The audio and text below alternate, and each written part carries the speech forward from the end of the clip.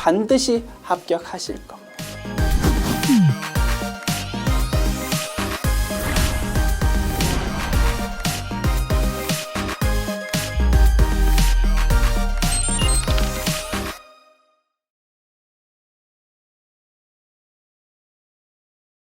안녕하세요. 전산세무 1급 제112회 기출문제 이론편 보겠습니다. 문제 1번. 다음 중 일반 기업회계 기준에 따른 유동부채에 대한 설명으로 틀린 것은 1번. 보고기간 종료일로부터 1년 이내에 상환되어야 하는 단기 차입금 등의 부채는 유동부채로 분류한다. 맞겠지요? 2번. 보고기간 후 1년 이상 결제를 연기할 수 있는 무조건의 권리를 가지고 있지 않은 부채는 유동부채로 분류한다. 맞겠지요? 결산일로부터 1년 이상 결제를 연기할 수 있는 무조건적인 권리가 있다면 그 부채에 대해서 우리는 비유동부채로 기록할 수 있겠지. 그런데 그런 권리가 없다면 할 수 없이 약속대로 그 정해진 날을 갚아야 되니까 뭐 유동부채라고 분류할 수밖에 없다. 됐지요? 3번.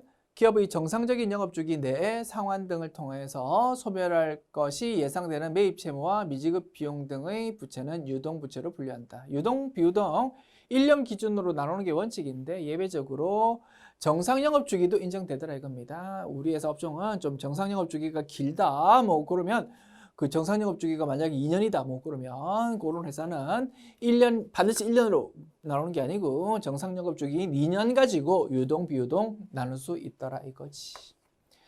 1, 2, 3번 맞는 지문이고 아마 4번이 틀렸을 것 같아. 읽어봅니다.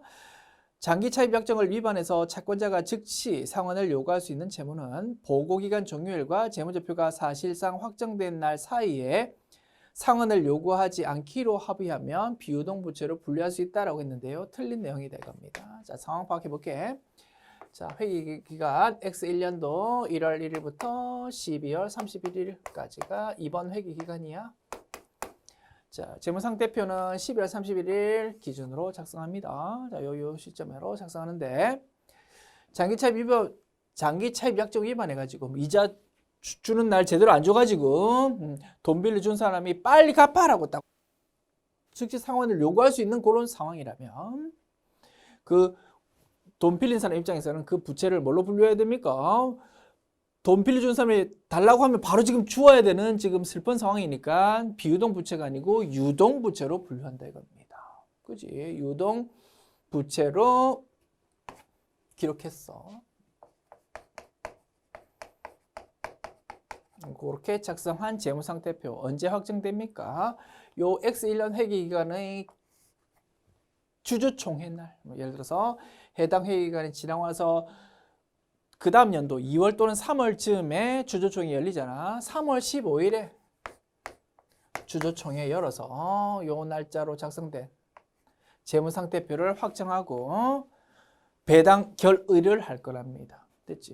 그리고 요 주주총회 날짜를 재무제표가 사실상 확정된 날이라고 표현했다 이겁니다.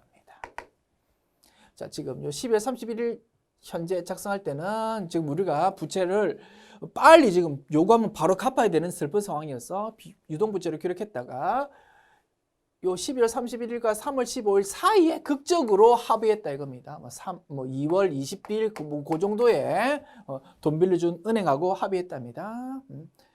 상환을 요구하지 않겠다. 돈 갚아라라고 바로 독촉 안 하겠다라고 합의를 딱 봤답니다. 그러면 이제 사실은 이 합의를 통해서 이제 이 부채는 뭘로 분류할 수 있는 상황이라고 비유동 부채로 분류할 수 있는 좀 좋은 상황이 되었다 이겁니다. 그렇다 하더라도 주의하자. 재무상태표는 언제 기준으로?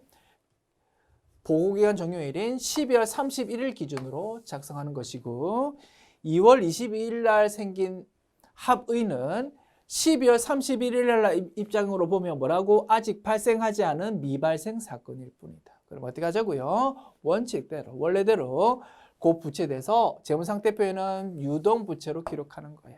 다만 요 12월 31일 이후에 발생한 요 사건에 대해서 정부 용자한테 조금 알려주면 좋을 것 같다, 그지?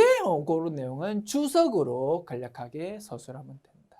지금 유동부채로 기록은 돼 있는데 다행히도 2월 20일 날 이렇게 합의가 돼가지고 조금 성격이 비유동 성격인 상황입니다라는 내용을 주석으로 기재해야 되겠다 이겁니다. 일리 있습니까? 그래서 철저하게 재무상태표는 보고기간 종료일인 11월 31일로 작성하고 그 이후 사건은 절대로 요 재무제표 자체에 그냥 그 숫자로 반영하면 안 된다. 그 부분을 좀 설명하고 있네. 됐지요? 그래서 정답은 4번. 입니다.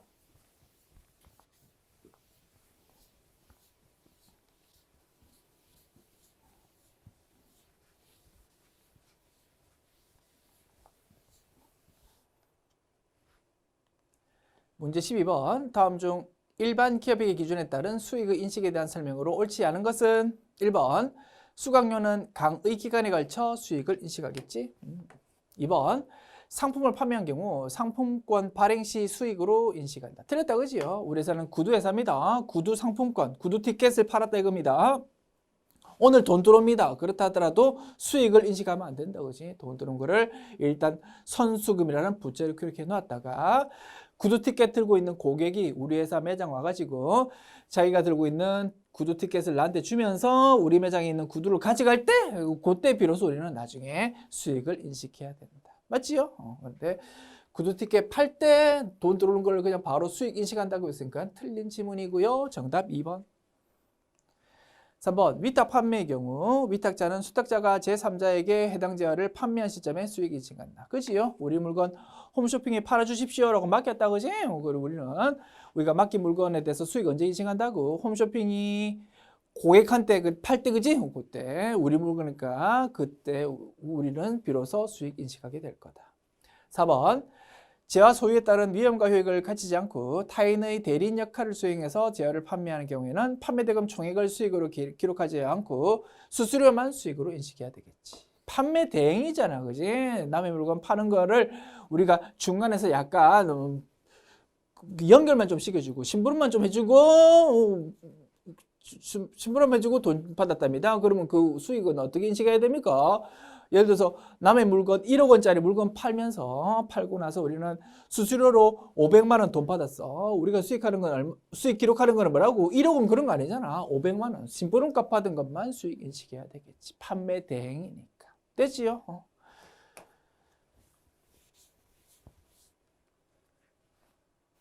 문제 3번 봅니다. 다음의 자료를 이용해서 기말 자본금을 계산하면 얼마입니까? 라고 물었네요. 자본금을 묻고 있습니다.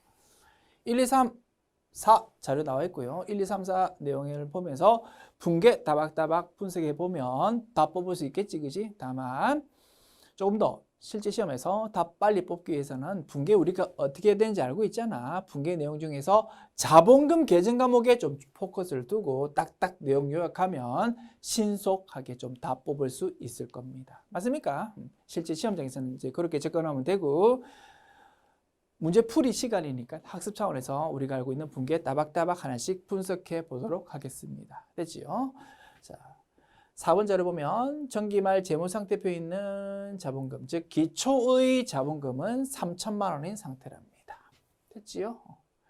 3천만 원에서 출발하자.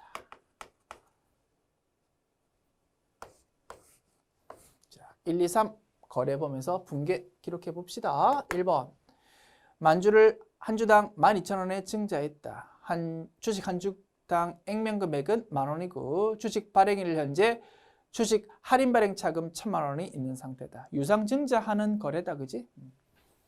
차변, 대변 분개해 봅니다. 자, 차변에 돈 들어오고요. 돈 뭘로 들어왔는지는 없네. 현금으로 들어왔다고 가정합니다. 현금으로 돈 들어왔고 12,000원 곱하기 만주 1억 2천만 원. 대변 자본금 기록된다, 그지? 액면 금액으로. 만원 곱하기 만주 1억 원입니다. 그리고 2천만 원에 대한 회계 처리. 주식 발행 초과금으로 기록하고 싶은데 반대 포지션. 주식 할인 발행 차금 있으니까 그것부터 없애자. 주식 할인 발행 차금 1,000만 원 없애고 나머지 1,000만 원을 주식 발행 초과금으로 기록한다. 2번 자본잉여금 1,000만 원을 재원으로 무상증자 실시했다. 차변에 자본 잉여금에 해당하는 계정 과목이 온다. 자본의 감소지. 자본 잉여금에 해당하는 어떤 계정 과목이 왔을 거야. 1,000만 원. 그리고 대변은 주식 발행된다, 그지? 대변을 자본금 기록하면 되겠지.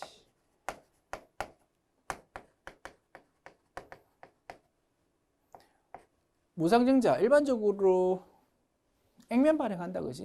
그리고 기업의 기준에서도 그러한 비스무리한 규정이 있긴 있는데 학설에 따라서 이걸 어떻게 해석하냐가 약간 논란이 있어. 그러다 보니까 그냥 문제에서 액면 발행이다라고 조금 언급해 주는 게 조금 더 좋을 것 같습니다. 됐지요? 액면 발행이구나. 자, 3번. 이익여금 1,000만 원을 재원으로 30% 현금 배당, 70% 주식 배당했답니다. 됐지? 배당일 현재 이익준비금은 자본금의 2분의 1만큼 이미 적립이 되어 있답니다. 원칙적으로는 금전 배당의 10%만큼을 이익준비금 적립해야 되는데 어디에 달할 때까지? 이익준비금 금액이 자본금의 2분의 1에 도달할 때까지 그 짓을 해야 된다 이겁니다. 그런데 이 회사는 이미 이익준비금 적립해 놓은 게 자본금의 2분의 1만큼 딱 도달해 있는 상태랍니다. 그러면 더 이상 금전 배당의 10%만큼 적립 같은 거 할 필요 없다, 그지? 오케이. 현금 배당, 주식 배당 언급되어 있는 이 부분만 회계 처리하면 되겠다. 자, 차변, 미처분, 이익여금,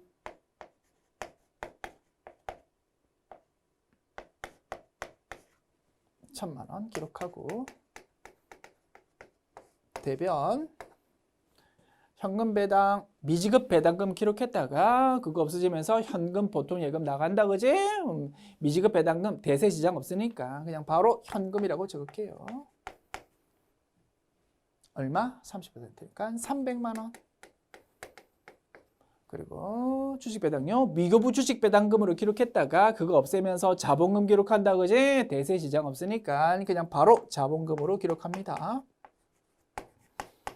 주식 발행은 액면 발행한다라는 내용 우리가 딱 알고 있다, 그지? 뭐 그러면 확실하게 그냥 700만 원 기록할 수 있지. 됐습니다. 자, 이제 결론 냅시다. 자본금 계정 과목의 변동만 파악하면 되는 거잖아. 1번에서 자본금이 증가했어. 2번에서도 자본금이 1,000만 원 증가했어. 3번에서도 자본금이 700만 원 증가했어. 원래 있던 금액이 3,000만 원이었어. 계산할 수 있겠지요? 1억 원 플러스 3,000만 원에서 출발합시다. 3,000만 원 플러스 1억 원 플러스 1,000만 원 플러스 700만 원 하면 147,000,000 계산되고요. 정답은 1번 되겠지. 됐습니다. 학습 차원에서 분계 기록했고 아시겠지? 문제 풀 때는 요 부분만 딱딱딱딱 정확하게 금액 뽑아내면 됩니다.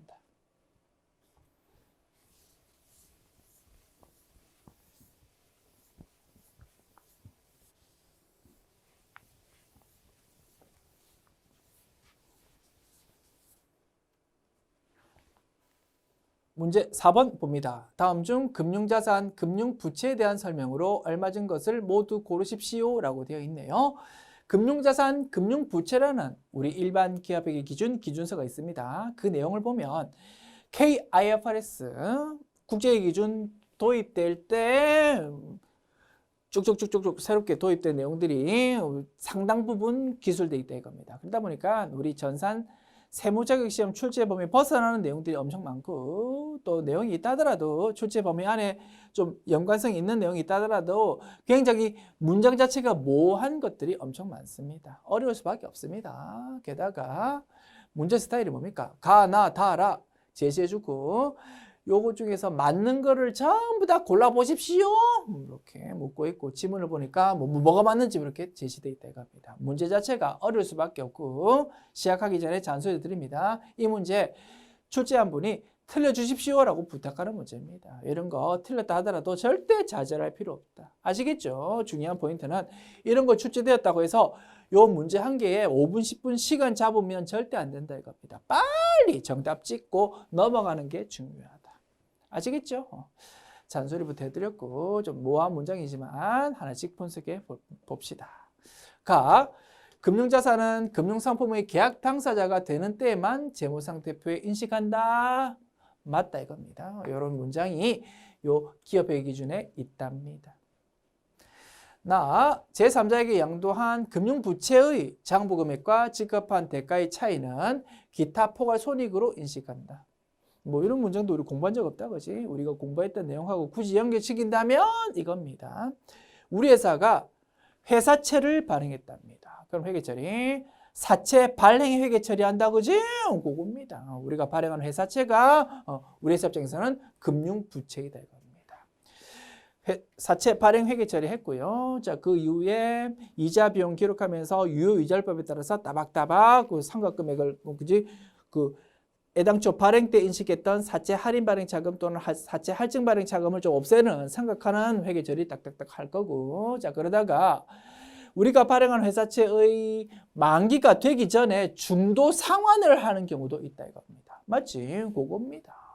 우리가 발행한 사채가 있어서 금융부채가 있는 상태인데 만기 되기 전에 중도에 상환했을 때 그러면 사채로 기록되어 있던 부채를 없애고 돈 주는 거 자산 감소 기록해서 차이 금액을 가지고 사채 상환 이익 또는 사채 상환 손실을 회계 처리한다 그지?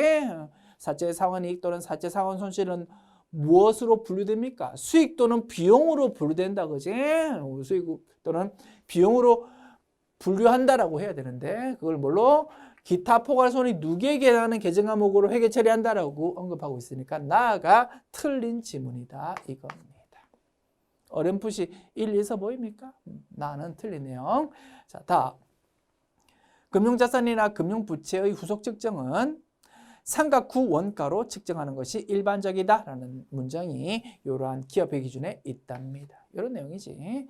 자, 우리 회사가 A 회사인데요. 회사채를 발행했습니다.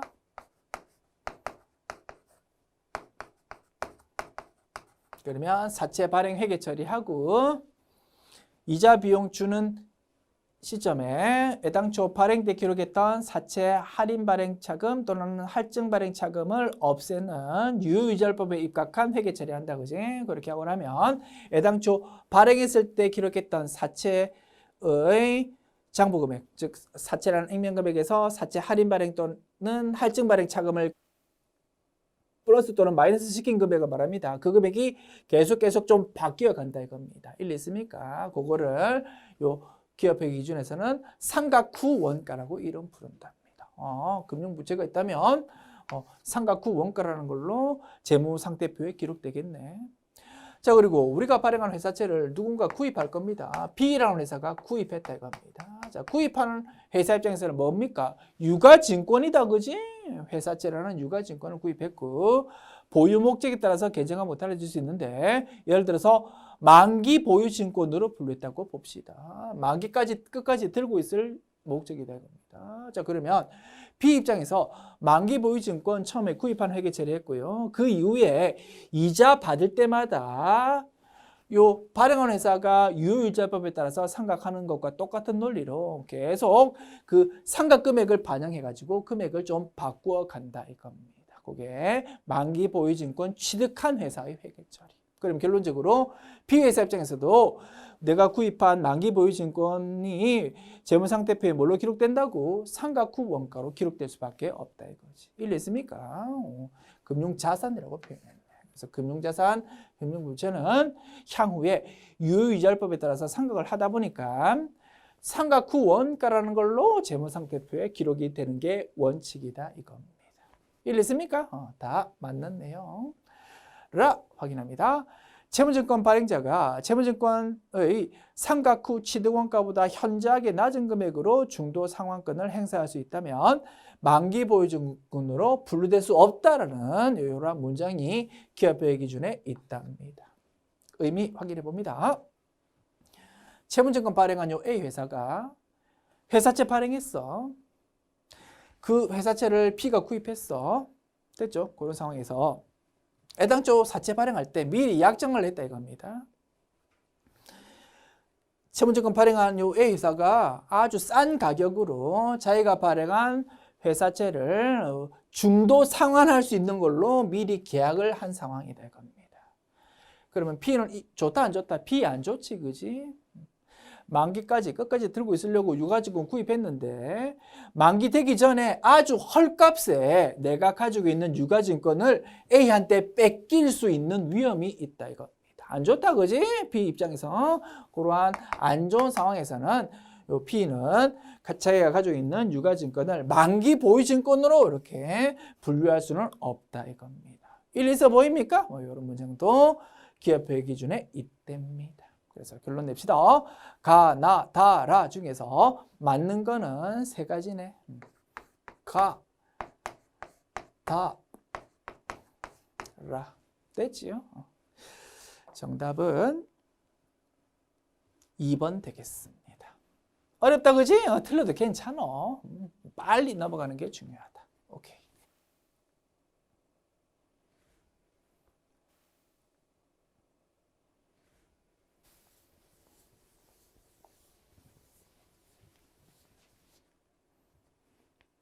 문제 5번. 다음 중 회계 추정의 변경 및 오류 수정에 대한 설명으로 틀린 것을 고르십시오. 됐죠? 1번. 중대한 오류는 손익계산서에 손익을 심각하게 왜곡시키는 오류를 말한다. 맞습니까? 틀렸습니까? 얼핏 보기에 맞는 내용 같다, 그지? 그런데 틀렸답니다.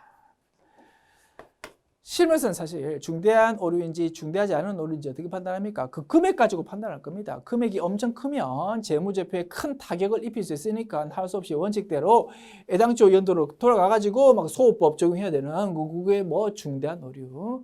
금액이 좀 미미하다면 중대하지 않으니까 그냥 올해 수익 비용으로 반영시키자 뭐 이렇게 판단할 거야. 실무라면.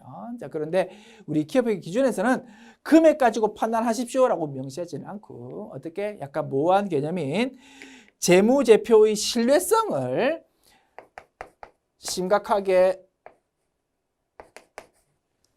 훼손하는 오류인지 아닌지 뭐 그렇게 판단하라라고 규정하고 있더라 이겁니다. 그래서 1번 지문이 손익계산서의 손익을 가지고 즉 금액을 가지고 판단한다라고 여기 1번 설명하고 있는데 이거 아니야 틀렸다 이렇게 출제가 된 겁니다.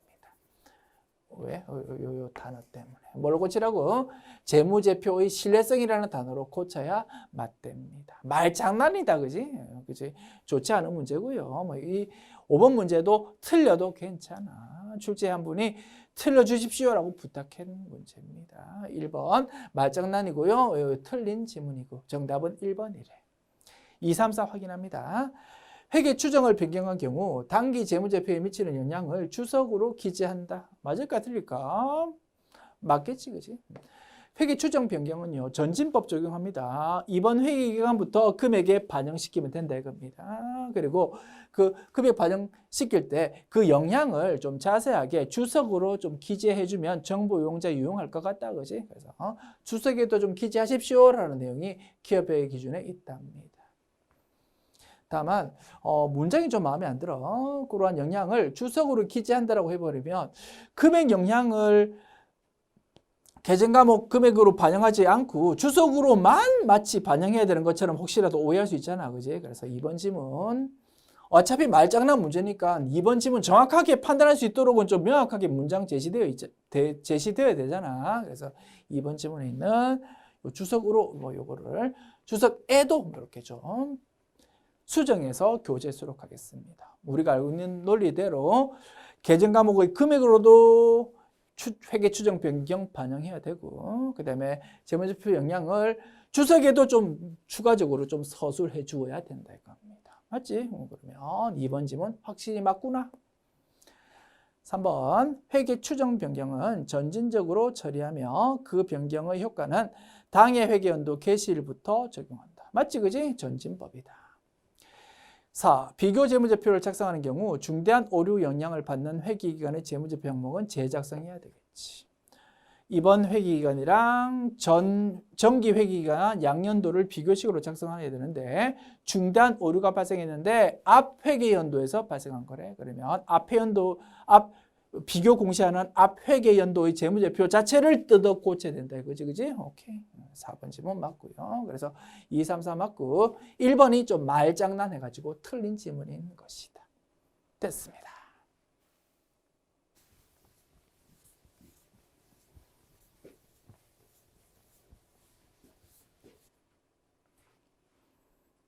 문제 6번 봅니다. 아래의 그래프가 표시하는 원가 행태와 그 예를 가장 적절하게 표시한 것은? 이라고 묻고 있네요. 자, 그래프부터 파악합시다. 가 그래프, 조업도가 횡축, 종축은 단위당 원가 그래프인데 이렇게 곡선 모양으로 우하향하고 있네.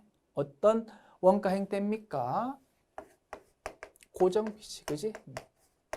고정비는 조업도 증가 감소 관계없이 총원가가 일정한 거를 말하고, 대표적인 거 우리 공장 월세다, 그지?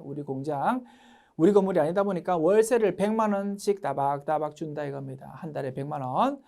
그러한 월세는 공장에서 몇 개 생산했는지와 관계없이 지출되는 거다, 그지? 그래서 공장에서 만약에 한 개 생산했답니다. 그렇다 하더라도 월세는 100만 원이야. 그러면 단위당 월세는 100만 원 나누기 1, 한 개당 100만 원입니다. 라고 볼 수 있고, 그지?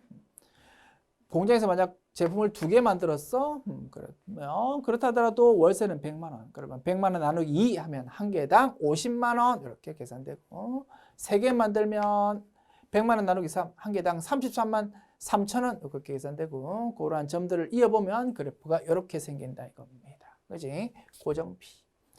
나 그래프는 변동비다, 그지? 변동비는 조업도 증가에 따라서 총원가가 비례적으로 증가하는 것을 말합니다. 됐습니다. 자, 답 찾아볼게요. 가는 고정비, 나는 변동비.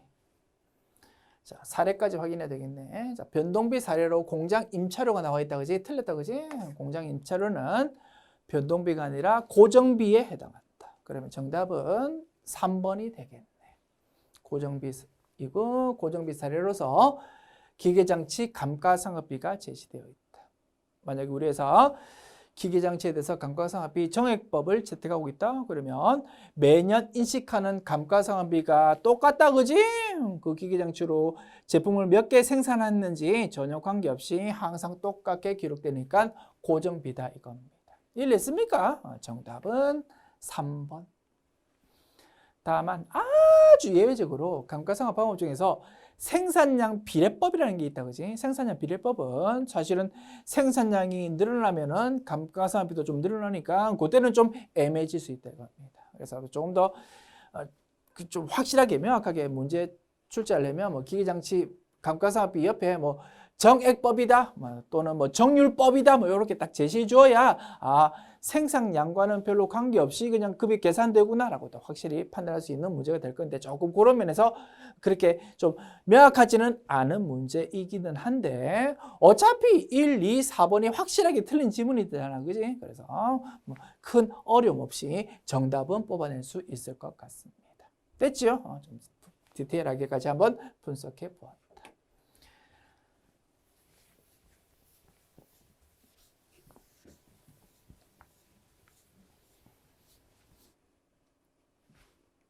문제 7번. 주식사 유레카는 동일한 원재료를 투입해서 동일한 제조 공정으로 제품 ABC를 생산하고 있다. 세 가지 제품에 공통적으로 투입된 결합원가가 85만 원일 때 순실현 가치법으로 배분하는 경우 제품 A의 매출 총이익은 얼마입니까? 라고 묻고 있습니다. 됐죠? 결합원가 문제입니다. 자, 결합원가 배분하는 방법 여러 가지 있는데, 그중에서 순실현 가치법, 순실현 가능 가치법이라도 이름 부른다, 그지? 그 방법으로 배분한답니다. 자, 다만 문구 한 개 추가할게요.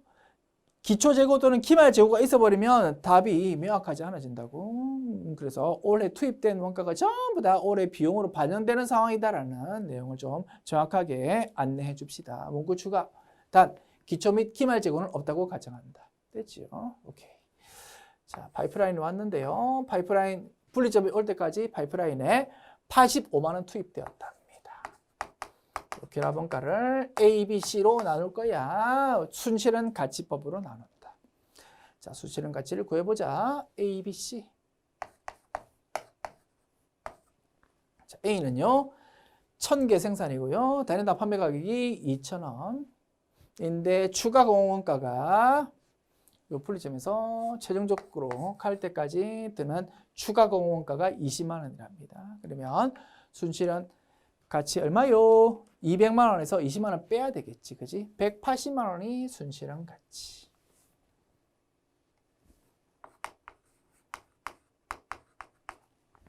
B는 800개 곱하기 2500 마이너스 50 하면 50만 원 하면 150만 원이 되겠습니다. C는 1700 곱하기 1000 추가 공원권 없네. 170만 원 자체가 순실한 가치. 3개 더해 볼까요? 500만 원 계산되네. 퍼센티지 적어 볼까요? 36%. 30%. 34% 이렇게 계산되고, 그러면 묻고 있는 게 A입니다. A 85만 원 중에서 얼마만큼? 36%만큼을. 그러면 306000이 된다, 그지? 이렇게 배분될 겁니다. 요게 비용이야. 매출은 얼마입니까? 매출 총이익 구하고 있잖아, 그지? 매출. 자, 매출은 A 1000개 곱하기 2000원 200만 원 되겠지? 200만 원. 그러면 요게 매출이고, 매출 원가라는 비용은요 85만 원 결합원가 중에서 30만 6천 원 받았어. 엔드 추가 가공하는 데 있어서 20만 원 들었어. 그러면 30만 6천 원 플러스 20만 원 하면 506000 되겠지. 그지? 여기에 매출 원가. 그래서 매출액 빼기 매출 원가는 1494000 되겠다. 할만합니까? 정답은 2번입니다. 지울게요.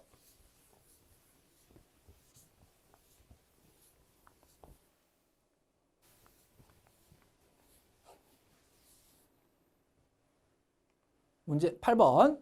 당사는 선입선출법에 의한 종합원가 계산을 적용하고 있다. 당기 가공원가에 대한 완성품 환산량 단위당 원가가 10원일 때 다음 자료에 의해서 당기 가공원가 발생액을 계산해 보십시오. 오케이. 자, 제공품의 물량 흐름 파악.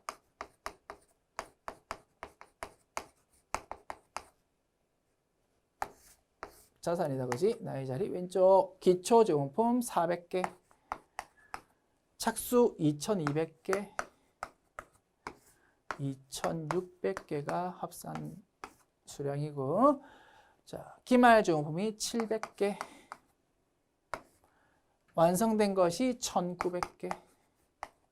1900 플러스 700, 2600 맞지요? 수량 파악해봤고요. 무슨 방법? 선입선출법. 기초제공품의 기완성도도 고려해야 되는 거네. 1900개 완성품을 400개와 1500개로 나눌 수 있다. 오케이.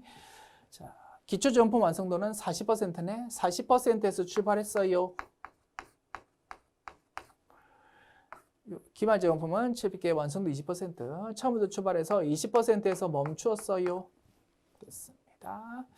자, 묻고 있는 거는 가공비만 묻고 있는데 학습 차원에서 재료비, 가공비 전부 다 분석해 봅시다. 자, 파이프라인 있을 때 400개는 40%에서 출발했고요.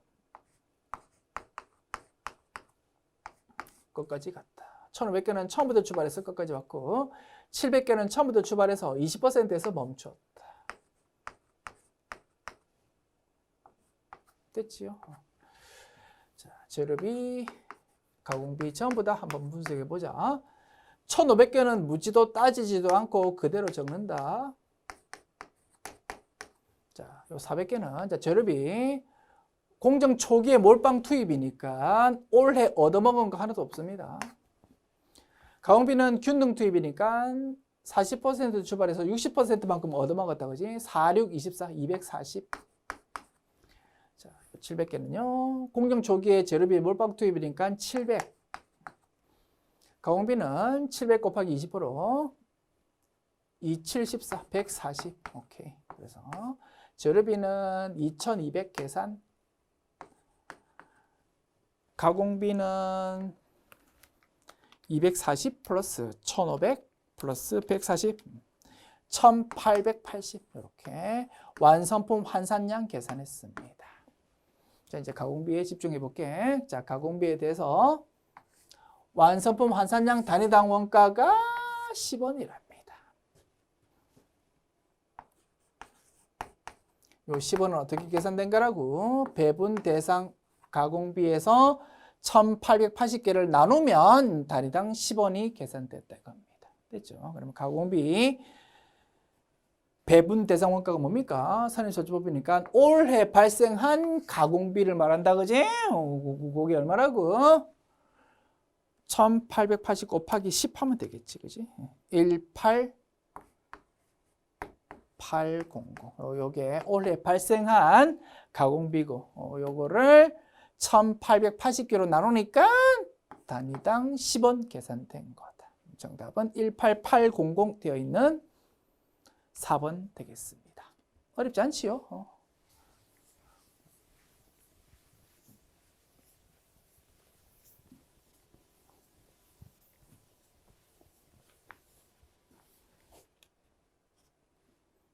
문제 9번.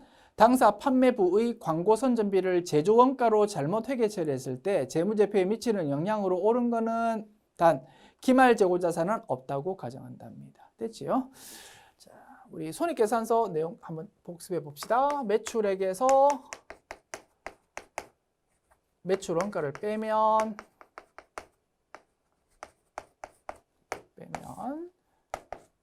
매출 총이익 되고 거기서 판관비를 빼면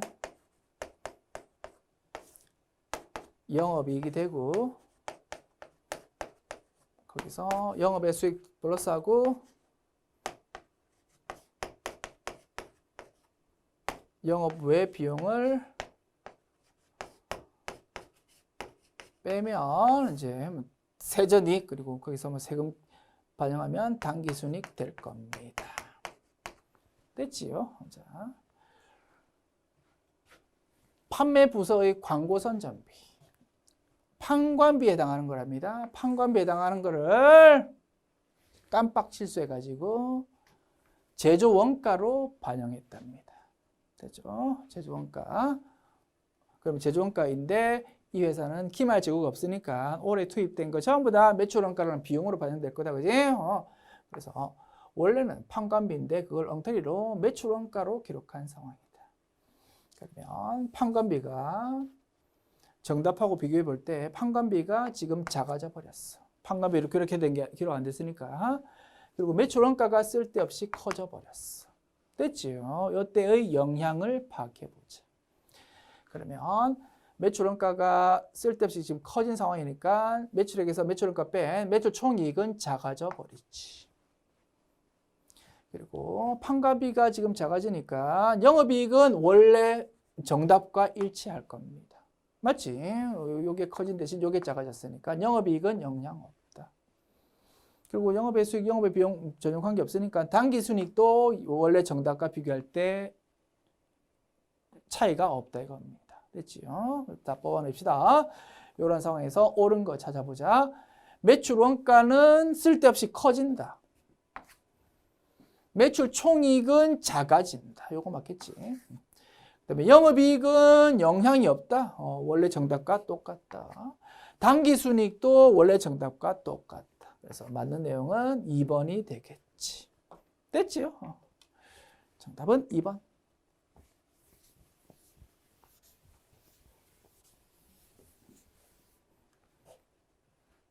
문제 10번. 회사는 제조 간접 원가를 직접 노무 시간 기준으로 배부하고 있고 단기말 현재 실제 제조 간접 원가 발생액은 10만 원이고 실제 직접 노무 시간은 500시간이고 예정 배부일은 시간당 190원일 때 배부 차익 계산하십시오. 단골 메뉴다, 그지요? 배부 차익 문제. 예정 배부액은 예정 배부율 곱하기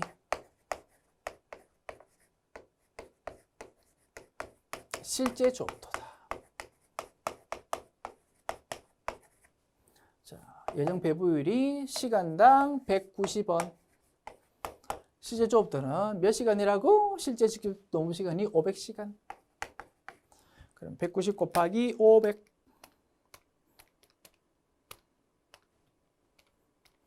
95000 계산됩니다. 요게 예정 배부액이고 요거랑 실제 발생 금액 얼마요? 10만 원 비교하자. 배부 금액이 작다 그지? 과소 배부 얼마만큼? 5,000원만큼. 됐습니다. 정답은 5,000원 과소 배부 4번이 되겠지.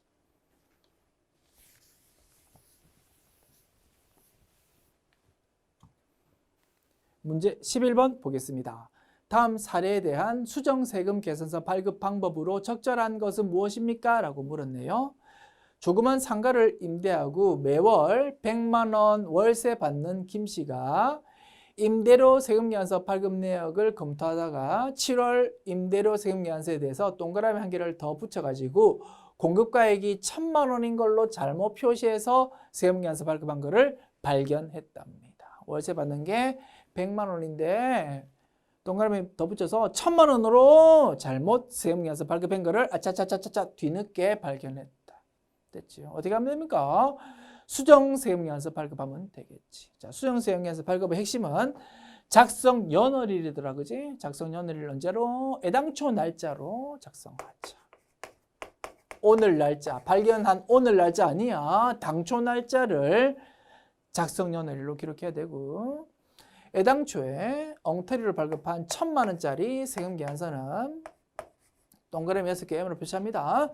1,000만 원짜리는 마이너스 세금계산서 발급해버리고 정확한 내용 플러스 100만 원짜리 세금계산서를 다시 발급하자. 맞지? 이렇게 작업하면 되겠고요. 이 내용을 정답 찾읍시다. 1번 처음 발급한 세금계산서 내용대로 음의 표시를 발급한다. 그죠? 이 내용을 설명하고 있는데 두 번째 내용이 언급이 없다 이겁니다. 2번 발급 사유가 발생한 날을 작성일로 적고 우리 세법 내용을 그대로 지금 따와가지고 지문 등장시켰습니다. 지금 상황에서 발급 사유가 발생한 날은 언제입니까?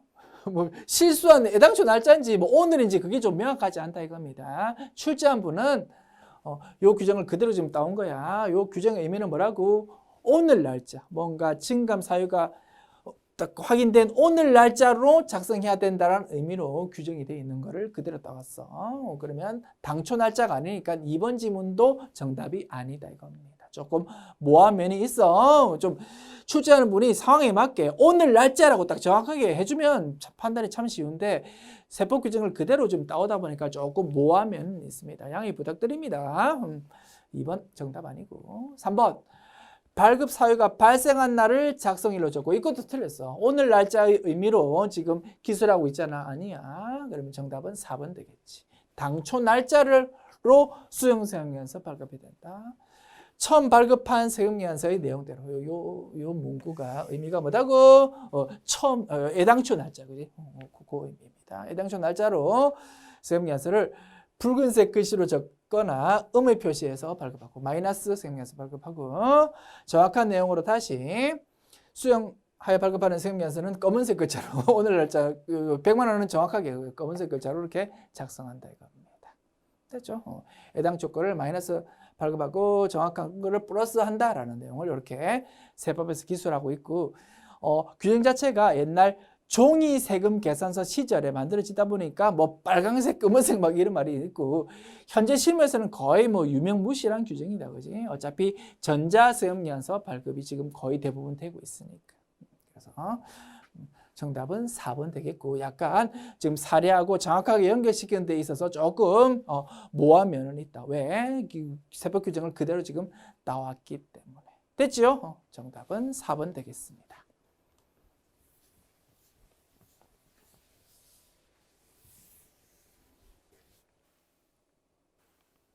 문제 12번. 다음 중 부가가치세법상 음식점을 운영하는 개인 사업자의 의제매입세 공제율로 옳은 것은 단 해당 음식점업의 해당 과세기간 과세표준은 2억을 초과한다. 아유, 의제매입세 공제의 율을 너 지금 외우고 있니를 물어보는 문제네요. 뭐 우리가 세법 지식 엄청 중요하잖아. 세율 외우는 게 세법 지식이 아니라고. 그런데 출제한분은 뭐 그런 율을 일일이 다 외워야 된다라고 생각하는 모양입니다. 좋지 않은 문제고요. 어쨌든 풀어는 봅시다. 의제매입세 공제율. 음식점업이면서 개인의 경우 108분의 8이었습니다. 다만 특례 규정이 있었어. 한시적으로 이번 과세기간 과세표준이 2억 원 이하인 경우에는 아주 예외적으로 109분의 9 이러한 율이 한시적으로 적용되기는 한다. 그런데 문제에서 자료 나와 있다, 그지? 2억 원 초과한다라고 딱 명시가 돼 있으니까 요 특례 규정이 아니고 108분의 8이 정답이 되겠네. 됐지요? 정답은 3번. 줍니다.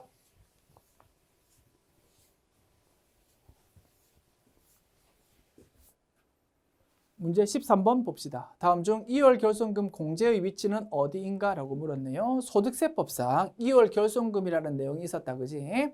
자, 이배사 근연기라는 6개 소득이 제시되어 있네. 소득은 받은 금액 말합니다. 여기서 필요경비를 빼면 소득금액이 나온다, 그지? 그래서 이배사 근연기에 대해서 소득금액이 산출되고, 자, 요거를 전부 합산한 것이 종합소득금액이 된다. 맞지요? 자, 이러한 과정이 쭉 나와 있는데 이 중에서 2월 결손금이 만약에 있었다면 어디에 들어가야 될지 생각해 봅니다. 자, 이배사 근연기 중에서 2월 결손금, 즉 수익보다 비용이 더 큰 개념을 말한다, 그지? 거기에 나올 수 있는 개념은 only 사업소득밖에 없었다, 그지?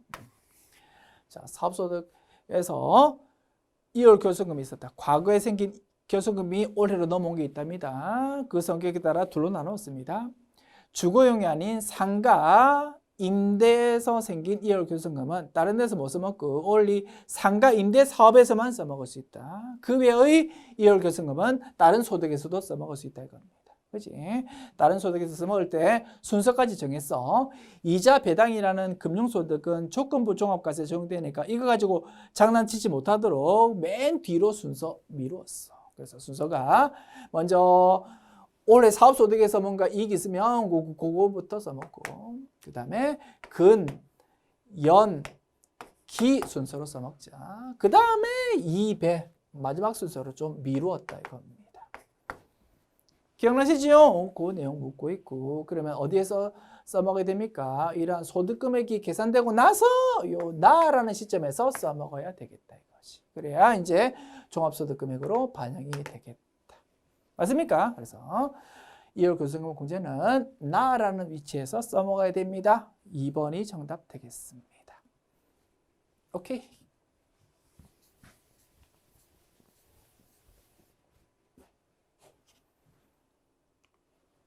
문제 14번. 다음 중 소득세법상 주택임대소득에 대한 설명으로 옳지 않은 것은 1번. 주택임대소득에서 발생한 결손금은 부동산 임대소득에서만 공제 가능하다. 틀렸다, 그지요? 우리 조금 전 문제 풀 때 잠깐 언급드렸다, 그지?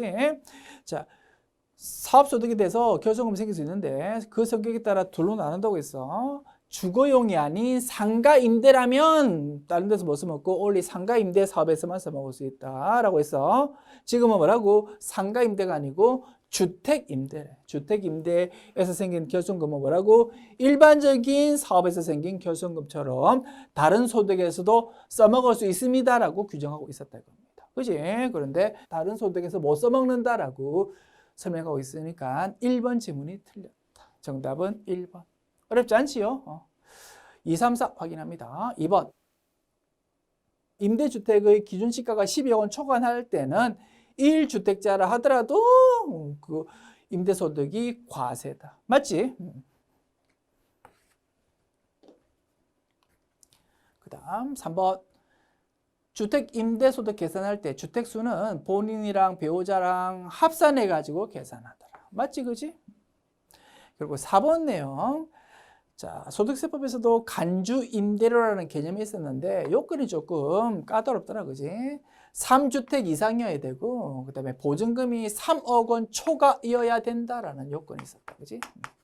그때만 이런 간주임대료가 적용되다 보니까 현실에서 소득세법상 간주임대료 적용받는 케이스가 그렇게 많지는 않더라라는 말씀 우리 공부할 때 언급드렸었습니다. 기억나시죠? 그 내용입니다. 다만 좀 디테일하게 규정 살펴보면 현재 세법 규정이 이렇게 규정돼 있대. 이렇게 3주택 이상 3억 원 초과라는 요건 따질 때 한시적으로 요때까지는 기준시가 2억 이하이면서 40제곱미터 이하인 40제곱미터 평수로 따지면 3.3으로 나누면 한 12~13평 되겠다, 그지? 아주 면적도 작고 기준시가 나라에서 고시하는 금액으로 따져보니까 2억 이하인 그러한 아주 소형 주택이라면 요 3주택 이상 뭐 3억 원 초과 뭐 이런 거 헤아릴 때 제외해 주겠다 이겁니다. 이런 규정도 세법에 있답니다. 됐죠? 뭐 이런 생소한 규정이 좀 등장했지만 우리 답은 충분히 어렵지 않게 뽑아낼 수 있다, 그지? 정답은 1번이었고 참고로 동그라미 4번에서 소개되어 있는 규정 내용이 왜 있는지 잠깐 소개해드리면 이겁니다. 대학가 앞에 아주 뭐 12평짜리 그런 원룸 되게 많잖아, 그지? 원룸이 여기에 해당한다고. 면적도 40제곱미터 이하고 기준시가 따져봐도 2억 원 이하라고. 이런 원룸에 대해서도 만약에 간주임대료 규정이 적용돼 버리면 집 한 개 가지고 있으면서 원룸 같은 거 한 2개 가지고 있는 사람들이 꽤 많거든요. 자, 그런 사람들이 전부 다 요 간주임대료 규정에 걸려버리더라고요. 겁니다. 그러면 간주임대료라는 세금을 내면 가만히 있습니까? 안 가만히 있습니다. 자기가 낸 세금을 월세로 반영시켜 버린다 이겁니다. 그러다 보니까 요 간주임대료 규정 때문에 대학가 앞에 있는 월세 원룸 막 월세가 엄청 높더라 이겁니다. 좀 문제가 될 수 있다, 그지? 그러다 보니까 좀 예외적인 이런 규정을 좀 보완하고 있는 상황이랍니다. 됐죠? 참고로 소개해드렸다. 그래서 이 문제 정답은 1번 지문이 되겠다. 주입니다.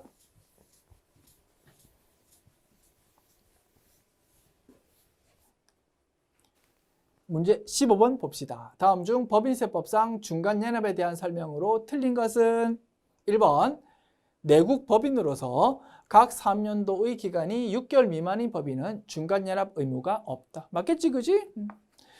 2번 각 3년도의 기간이 6개월 초과하는 법인은 해당 3년도 개시일부터 6개월간을 중간연합 기간으로 한다. 맞지, 그지? 그러다 보니까 6개월 미만일 때는 중간연합 같은 게 있을 수가 없다. 3번 지문. 중간연합은 중간연합 기간이 지난 날부터 3개월 이내에 납부해야 된다. 틀렸다, 그지요? 3개월이 아니고 2개월. 자, 사업연도가 1월 1일부터 12월 31일이라고? 그러면 중간연합 기간이 1월부터 6월까지 6개월이다, 그지? 그러면 6월 말로부터 해야입니다. 2달 있다가. 즉, 8월 말까지 중간연합 납부한다, 이거지. 그지? 그래서 틀린 질문은 3번 되겠고. 자, 4번 확인합니다. 중간연합세액의 계산 방법은 직접 3년도 산출세 기준으로 계산하는 것도 있고, 그리고 해당 중간연합기간, 즉 올해 1월부터 6월까지 그 기간 가지고 계산하는 것도 있고 두 가지 방법이 있다. 맞지요? 정답은 3번 되겠습니다. 지금까지 제112회 기출문제 풀어보았습니다. 수고하셨습니다.